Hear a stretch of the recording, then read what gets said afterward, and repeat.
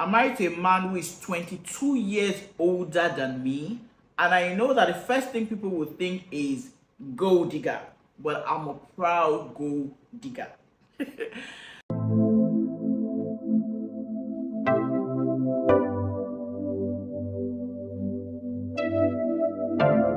It's another week, and you're welcome to Life Stories with Pussy. Today, I'm just recording today. So if you are seeing this today, I'm just recording this morning. I'm dressed to go to church, and I just said to myself, since I couldn't do this throughout the week, I should actually do this morning.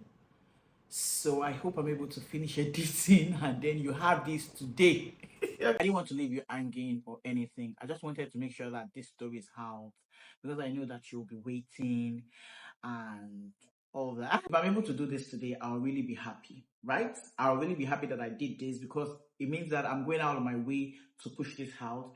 And I hope that you would go out of your way to send the links to your friends and loved ones. I hope so. So, because I don't want to be late, like I said, I'm going to run like flash through the story. She goes, "Hello, Busi. I'd like to go by the name Mrs. T.O. I'm married to a man who is 22 years older than me. And I know that the first thing people would think is gold digger. But I'm a proud gold digger. Because our love goes far beyond such superficial labels. I saw your story of the single mother who helped her husband discover his real self and change his perspective and outlook on life. A lot of people, even family members, were against them until what they thought would fail didn't, but kept gaining momentum. I believe the story she's talking about is the story of Ashley, the lady who her sister-in-law wrote in, who her sister-in-law said something about them being married for 20 years, who said that they didn't give them any chance, because they felt like their brother was so different from Ashley. They felt like Ashley was not their brother's spec.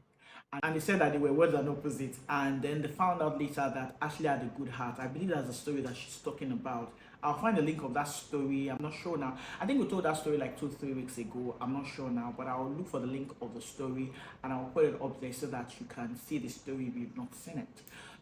So let me give you a backstory about how I met the love of my life, who is 22 years older than me and even has a child my age. I was born into a comfortable family and I had the privilege of attending prestigious Ivy League schools in Lagos. My parents ensured that my siblings and I had everything that we needed, including opportunities to study abroad. We're well provided for, with solid investments and properties that guaranteed financial security. In essence, I am what some people might refer to as a trust fund baby. So, if I don't work a day, I would still live comfortably. So, marrying my husband wasn't because I wanted to dig into his gold. I was born with a silver spoon in my mouth. I schooled in England and I started working there, but it was kind of lonely. Plus, I'd broken up with a guy that I dated for 4 years, who my parents would have loved me to marry. I needed a change of environment, and Nigeria seemed like the best place to come to. I came with big ideas of how I wanted to venture out and start my own business away from the family business. With big ideas and a desire to create something of my own, I chose not to work with my father's firm. Instead, I joined my uncle's firm, which he ran in partnership with Mr. Tio, the man who would eventually become my husband. So I started working with my uncle and Mr. Tio. My uncle fell ill with cancer and had to travel for treatment abroad. I stepped into more responsibilities at the firm due to my uncle's illness. Mr. Tio was nice and professional and there was nothing between us. I did my job, he did his. He was always in his office working late. For a man who had so much money, he looked unkempt, always looking tired. He would send the office assistant to get food and I wondered about his wife. From office gossip, he was divorced and his ex-wife was abroad with the children, taking care of them while they were in school. That didn't make any sense because his last son is my age mate. But sincerely, It wasn't my business, so I minded the business that paid me. The first time I met his ex-wife, she came to the office to insult and fight the man over money. She was living in his house abroad, which was not part of their divorce settlement, under the pretext of taking care of the children. The man said his children were all grown up and that the only one that was staying in the house didn't need the mother to be around. The man had stopped sending money to his children because they were grown and had gotten good jobs. But the woman accused him of abandoning the children and not being financially responsible for them. The woman insulted that man that day, created such a scene, and divulged so many family secrets that wasn't our business. All of us in the office pitied the man, but there was nothing that we could do. One day, I unexpectedly walked into his office and found this strong, accomplished man who was old enough to be my father sitting down there in tears. He confessed that he was exhausted with life, weighed down by the toll his family situation had taken on him. He felt deeply inadequate, blaming himself for the failure of his marriage. He believed that if he had been more attentive, perhaps he would have saved their relationship. He shared with me that at the beginning of his marriage, he had worked tirelessly to provide the best for his family, only to discover that his wife had been unfaithful with multiple men. Despite his efforts to mend things and salvage the marriage, she had ultimately filed for divorce. Even then, he tried to maintain a cordial relationship with her and co-parent for the sake of their children. I did my best to encourage him, offering whatever support I could. I suggested that he take some time off to recharge, assuring him that I would manage the business in his absence since my uncle was still away. I think at first he underestimated my capabilities, but he was in a desperate need of that break. I promised to keep him informed every step of the way, which gave him the confidence to step back. During this period, my uncle was still recuperating, leaving me to take on full responsibility of the business as he and his wife had to travel together. This left me with the task of proving myself, not just to the company, but also to my father. I put in all my effort, determined to succeed. When Mr. Tio returned, I updated him on everything that had transpired in his absence. As I spoke, he looked at me with a newfound respect and said, "You are small but mighty." From that day on, that became the nickname he affectionately called me.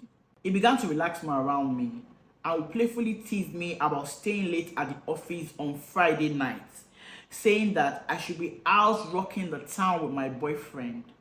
Occasionally, some of his older lady friends would stop by the office and they often attended parties together. Interestingly, one of them was even a friend of my mother. However, I didn't think much of it. I saw him strictly as my boss and nothing more.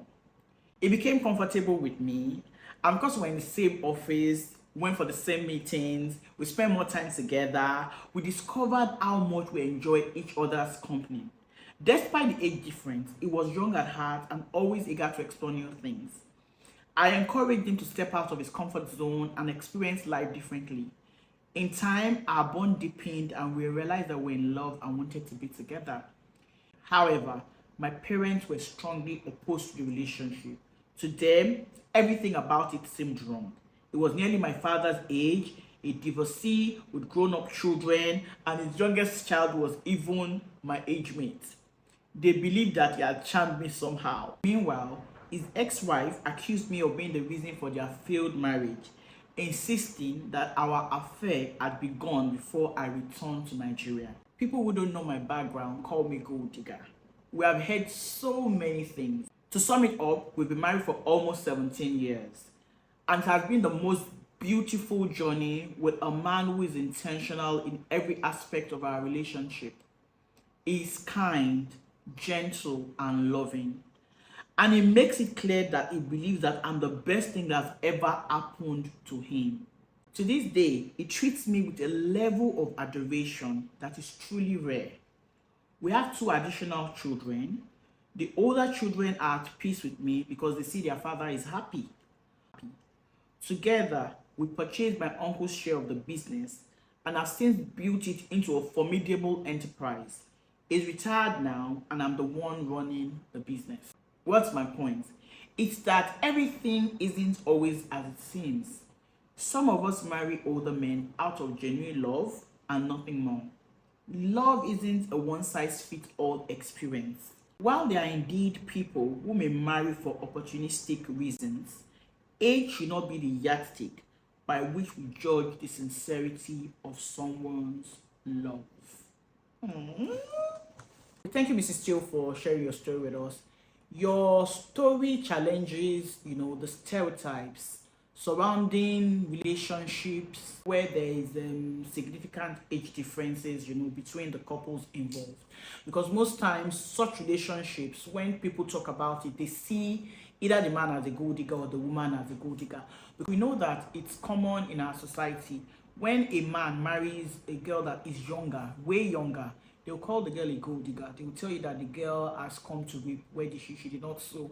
They will tell you that the man is not in love with the woman, that the man is only there for what he can benefit from the woman. But this story challenges all that. For me, what the story also illustrates is that love, respect, and understanding are at the core of very successful marriages. So it's not about the age, about money, or whatever. And it's inspiring to see that they have both built a beautiful life together despite the societal pressures and all of that. So it's such a beautiful story.